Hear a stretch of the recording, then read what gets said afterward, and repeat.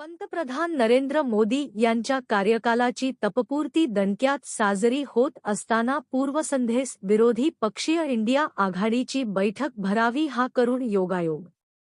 त्या कारुण्यास ममता बॅनर्जी यांच्या तृणमूल फुटीची वेदनादायी साथ मिळाल्याने ही बैठक म्हणजे लोकजेट कृष्णध्वल 8 फिल्म ठरली.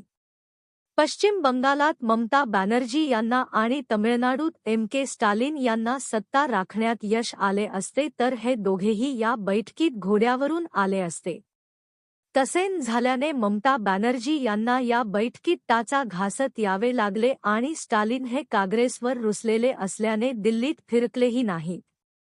आज पश्चिम बंगालात जे ममतांचे होत आहे त्याचा पूर्वानुभव असलेले उद्धव ठाकरे या बैठकीत दूरस्थ सहभागी झाले आणि इंडिया आघाडीचा दुसरा महाराष्ट्री घटक असलेल्या राष्ट्रवादीचे प्रमुख शरद पवार यांनी पुण्यातूनच या बैठकीत सहभागी होणाऱ्यांना गोष्टी सांगेन युक्तीच्या 4 सुनावल्या. त्याचा अर्थ हवा तसा काढण्याची शक्यता त्यांनी सर्व संबंधितांसाठी नेहमीप्रमाणे खुली ठेवली.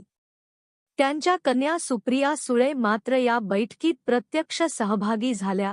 तसेच कोणत्याच राज्यात कसलेच काम नसल्याने दावेदेखील सदेह सहभागी झाले. या बैठकीस नाही म्हणता 23 पक्षांनी हजेरी लावली. अशा बैठकात भरीव काही ठरणे अपेक्षित नसते. येथेही तसेच झाले. तरीही या बैठकीचे पहिले विरोधी पक्षांच्या अस्तित्वाबाबत. गेल्या 2024च्या लोकसभा निवडणुकीत भाजपला बहुमताच्या आत रोखण्यात विरोधकांस यश आल्यानंतर त्यांचे बस्तान अधिक चांगले बसेल अशी अपेक्षा होती. प्रत्यक्षात झाले उलटेच.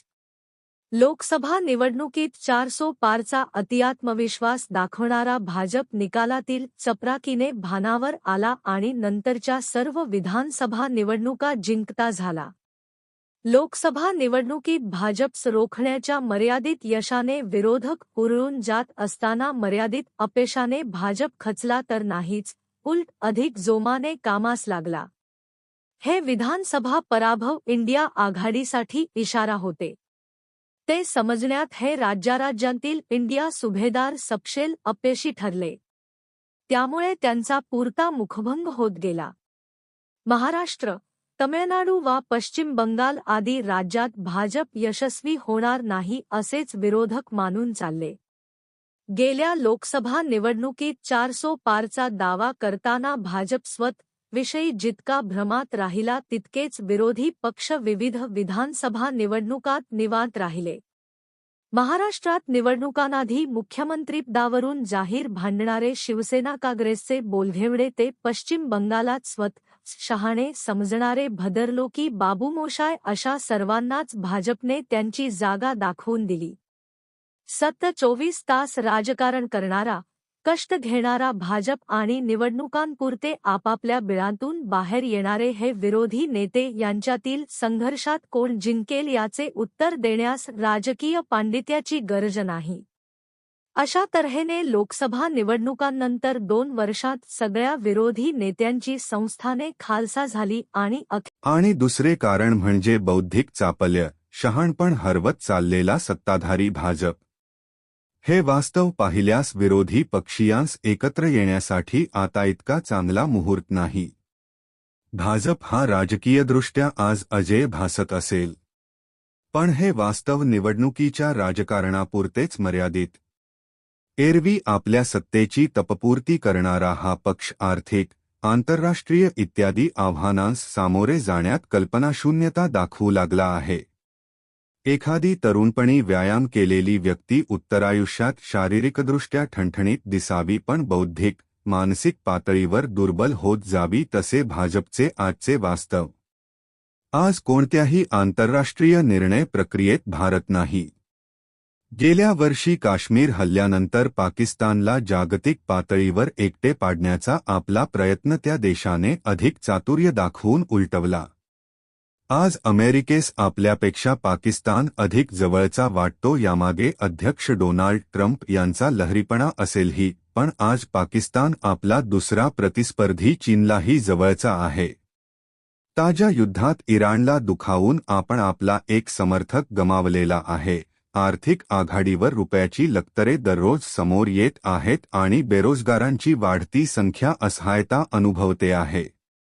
न्यायिक वा अन्य कोणत्याही स्वायत्त यंत्रणेविषयी बरे बोलावे अशी परिस्थिती नाही.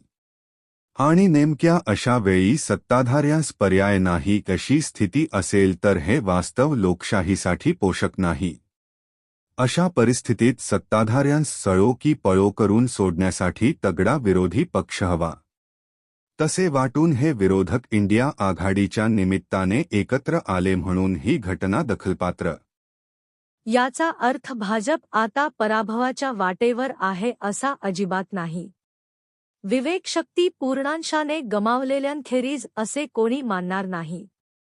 पण ही परिस्थिती सत्ताधाऱ्यांची धोरणशून्यता अधिकाधिक उघडी पाडण्यासाठी आदर्श आहे हे देखील कोणी अमान्य करणार नाही. अशा वेळी सत्ताधाऱ्यांस जाब विचारणे हे आपले निसर्गदत्त कर्तव्य आहे याचा विसर विरोधकांस पडला असावा असे त्यांचे वर्तन. त्यात सुधारणा होण्याची धुगधुगी इंडिया आघाडीच्या बैठकीच्या निमित्ताने दिसून आली. त्याची गरज होती. ती पूर्ण झाल्यानंतर आता या आघाडीस एक पथ्य पाळावे लागेल. ते म्हणजे पर्यायी कार्यक्रम देणे. केवळ सत्ताधारी अकार्यक्षम आणि नाकर्ते आहेत हे इतकेच भांडवल कोणत्याही विरोधकांस पर्याय ठरण्यासाठी पुरेसे नसते. आपल्याकडे पर्यायी कार्यक्रम आहे याची खात्री विरोधकांनी नागरिकांच्या मनात निर्माण करायची असते. हे कसे करायचे असते याचा विसर विरोधकांस पडला असेल तर त्यांनी 2012 पासून गुजरातचे तत्कालीन मुख्यमंत्री नरेंद्र मोदी यांचे वर्तन अभ्यासावे. भ्रष्टाचारापासून ते घसरत्या रुपयापर्यंत आणि धगधगत्या काश्मीरपासून खदखदत्या ईशान्येपर्यंत प्रत्येक प्रश्नाचे उत्तर आपल्याकडे आहे असे वातावरण मोदी यांनी त्यावेळी एकहाती निर्माण केले.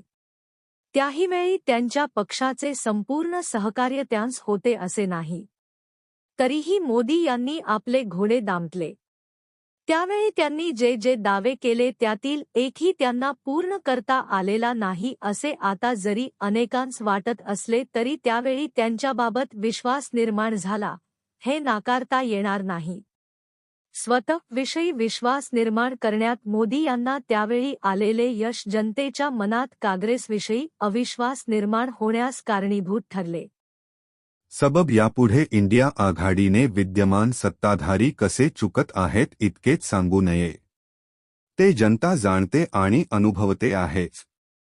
या सत्याच्या पलीकडे जात आपली धोरणे विद्यमान सत्ताधीशांच्या धोरण धरसोडीस पर्याय आहेत असा विश्वास मतदारांच्या मनात निर्माण करण्यास इंडिया आघाडीने यापुढे प्राधान्य द्यावे. वातावरणात 400 पार भरून राहिलेले असतानाही मतदारांनी विद्यमान सत्ताधीशांस साधे बहुमतही दिले नाही हे महत्त्वाचे सत्य विरोधकांनी विसरू नये. नकारात्मकता आणि निराशा झटकून विरोधकांनी कामाला लागावे. एकही सिंहगड सापडायचा नाही की ज्यावर घोरपड लावायला द्रोणागिरीचा कडा नाही असे राम गणेशांच्या राजसन्यासातील जिवाजीपंत म्हणतो. हा कडा शोधण्याचे कौशल्य विरोधकांस विकसित करावे लागेल. ते मुळीच अशक्य नाही.